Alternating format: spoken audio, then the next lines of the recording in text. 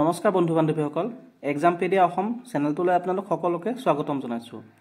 আজি আমি ভূঞা, কমতা, খেন বংশ আৰু তাৰ লগতে অসমত আক্ৰমণ কৰা মুছলিমৰ বিষয়ে পঢ়িবলৈ আগবাঢ়িছোঁ। এইটো হৈছে পাৰ্ট 4। ইয়াৰ আগতে আমি বিভিন্ন MCQ সিৰিজ ষ্টাৰ্ট কৰিছিলোঁ, লগতে আসাম হিষ্ট্ৰী সিৰিজৰো পাৰ্ট 3 লৈকে আলোচনা কৰিলোঁ। আপোনালোকে যদি ইয়াৰ ভিডিঅ'বোৰ চোৱা নাই তেনেহ'লে ভিডিঅ'ৰ ডেছক্ৰিপশ্যনত লিংক আছে, তাৰ পৰা গৈ চাব পাৰিব। গতিকে আহক আজিৰ টপিকটো ষ্টাৰ্ট কৰোঁ। ৰাইজ অফ ভূঞা। পাল বংশৰ পতনৰ পিছত কামৰূপ ৰাজ্যখন ভাঙি গৈছিল। সেই সময়ত ভূঞাসকলৰ পাৱাৰ লাহে লাহে বাঢ়িব ধৰিছিল। ভূঞাসকল হৈছে লোকেল লেণ্ডলৰ্ড, অৰ্থাৎ তেওঁলোক হৈছে মাটিৰ গৰাকী। তেওঁলোকে মাটিৰ খাজানা সংগ্ৰহ কৰিছিল। মহম্মদ বিন বখতিয়াৰ খিলজীৰ আক্ৰমণ। মহম্মদ বিন বখতিয়াৰ খিলজী হৈছে বিহাৰৰ গৱৰ্ণৰ। তেওঁ নিজৰ ৰাজ্য চাইনা, তিব্বেত বা তুৰ্কিস্তানলৈকে বিস্তাৰ কৰিব বিচাৰিছিল। চাইনালৈ বিস্তাৰ কৰাৰ পথত হোৱাৰ বাবে তেওঁ কামৰূপ ৰাজ্যখন আক্ৰমণ কৰিছিল। তেওঁক কামৰূপ আক্ৰমণত সহায় কৰিছিল আলিমেছ নামৰ এজন ট্ৰাইবেল চিফে। তেওঁৱেই হৈছে প্ৰথম অসমীয়া যি মুছলিম ৰিলিজনলৈ পৰিৱৰ্তন হৈছিল। মহম্মদ বিন বখতিয়াৰ খিলজীৰ সময়ত কামৰূপৰ ৰজা আছিল পৃথু, বা তেওঁক বিশ্ব সুন্দৰা দেৱ বুলিও জনা যায়। তেওঁ আক্ৰমণ কৰাৰ সময়ত কামৰূপৰ লোকেল মানুহখিনিয়ে তেওঁক প্ৰটেষ্ট কৰিছিল। শেষত উপায় নাপায় তেওঁ বিহাৰলৈ উভতি যাবলগীয়া হৈছিল। উভতি যোৱাৰ পথত পৃথুৱে তেওঁক আক্ৰমণ কৰিলে, কিন্তু সেই সময়ত বখতিয়াৰ খিলজী পলাই যাবলৈ সক্ষম হ'ল। তাৰ কিছুদিনৰ পিছতে অৱশ্যে বখতিয়াৰ খিলজীৰ মৃত্যুবৰণ হয়। কানাই বৰশী ৰক ইনস্ক্ৰিপশ্যনত এই আক্ৰমণৰ বিষয়ে ধুনীয়াকৈ বৰ্ণনা কৰা আছে। এইবাৰ চাওঁ আহক গিয়াছুদ্দিন ইৱাজ খিলজীৰ আক্ৰমণৰ বিষয়ে। বেংগলৰ গৱৰ্ণৰ ইৱাজ খিলজীয়ে অসম আক্ৰমণ কৰিবলৈ আহিছিল, কিন্তু সেই সময়ত বেংগলত ইণ্টাৰনেল কনফ্লিক্ট আৰম্ভ হয়, আৰু যাৰ ফলত তেওঁ অসম আক্ৰমণ আধাতে সামৰিবলগীয়া হয়। গিয়াছুদ্দিন ইৱাজ খিলজীক বেংগলত নাছিৰুদ্দিনে হত্যা কৰে, আৰু নাছিৰুদ্দিনে পুনৰ কামৰূপ আক্ৰমণ কৰিবলৈ আহে। নাছিৰুদ্দিনে ৰজা পৃথুক হত্যা কৰে আৰু সন্ধ্যাক তেওঁ কৰতলীয়া ৰজা হিচাপে নিয়োগ কৰে। এইবাৰ চাওঁ আহক তুঘ্ৰীল খানৰ আক্ৰমণৰ বিষয়ে। ৰজা সন্ধ্যায়ে চুতীয়াসকলৰ লগত এলায়েন্স কৰিছিল, আৰু তেওঁ বেংগলক যি ট্ৰিবিউট পে' কৰি আছিল সেইবোৰ বন্ধ কৰিছিল। ইতিমধ্যে নাছিৰুদ্দিনৰো মৃত্যু হৈছিল, আৰু বেংগলত তুঘ্ৰীল খানে শাসন কৰি আছিল। তেওঁ কামৰূপ আক্ৰমণ কৰিলে। সন্ধ্যায়ে আৰ্টিফিচিয়েল ফ্লাডৰ সৃষ্টি কৰি তুঘ্ৰীল খানৰ সৈন্যক চেদেলি ভেদেলি কৰি পেলাইছিল। তুঘ্ৰীল খানৰ অৱস্থাও বেয়া হৈ গৈছিল, আৰু পিছত তেওঁ তেনেকৈ মৃত্যুবৰণ কৰিলে। ইয়াৰ পিছতে সন্ধ্যায়ে কামৰূপৰ পৰা ৰাজধানী কমতাপুৰলৈ স্থানান্তৰিত কৰিলে। সেইবাবে তেওঁক কমতেশ্বৰ বুলিও জনা যায়। তেওঁক গৌড়েশ্বৰ বুলিও কোৱা হৈছিল, কাৰণ তেওঁ গৌড়ৰ কিছু অংশ নিজৰ দখলত আনিবলৈ সক্ষম হৈছিল। তেওঁৰ পিছত সিন্ধুৰায়, ৰূপনাৰায়ণ, সিংহধ্বজ আদি ৰজাই কমতা ৰাজ্যত শাসন কৰিছিল।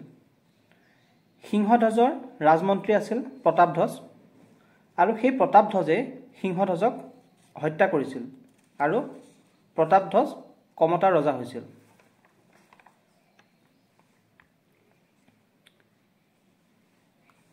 প্ৰতাপধ্বজৰ মৃত্যুৰ পিছত তেওঁৰ ভতিজা ধৰ্মনাৰায়ণে ৰাজ্য দখল কৰিলে, কিন্তু যিহেতু দুৰ্লভ নাৰায়ণ হৈছে প্ৰতাপধ্বজৰ পুত্ৰ, তেওঁ নিজৰ ৰাইট ক্লেইম কৰিলে।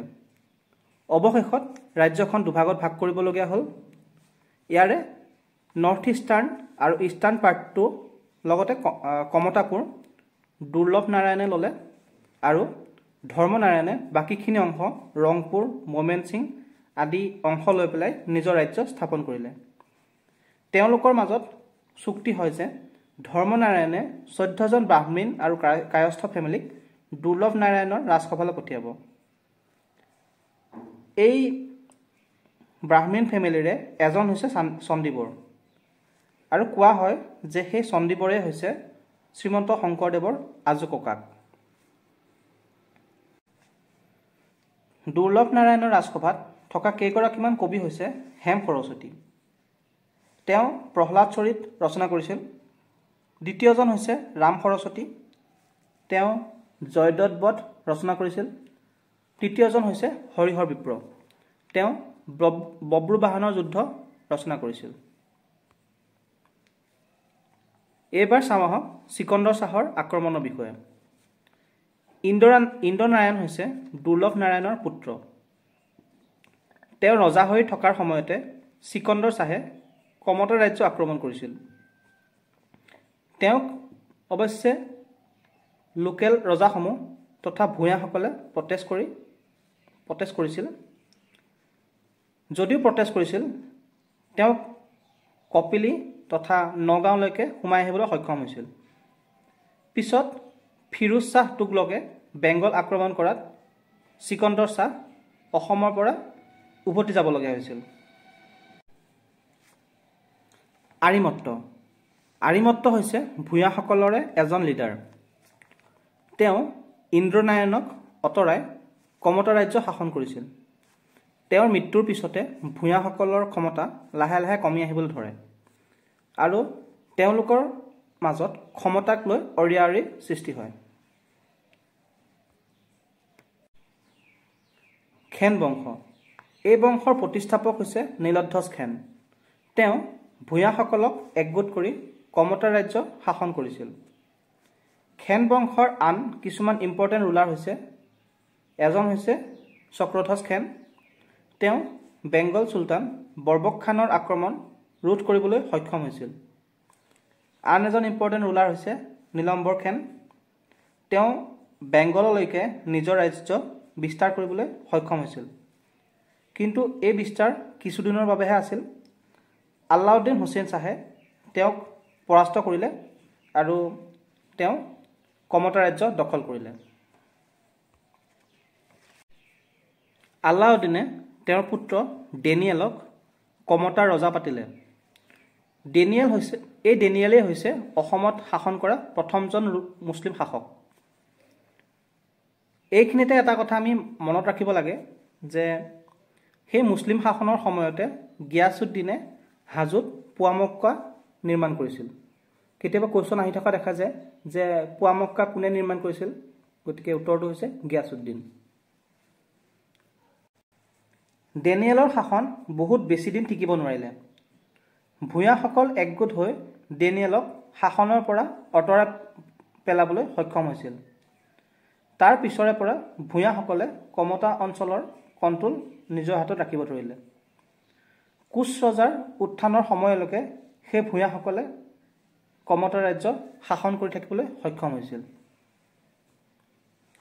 বন্ধু বান্ধৱীসকল, আজিলৈ ইমানেই। আপোনালোকে যদি ভিডিঅ'টো ভাল পালে তেনেহ'লে লাইক কৰিব, চেনেলটো ছাবস্ক্ৰাইব কৰিব আৰু লগতে বেল আইকনটো ক্লিক কৰিবলৈ নাপাহৰিব। গতিকে আজিলৈ ইমানেই। ধন্যবাদ।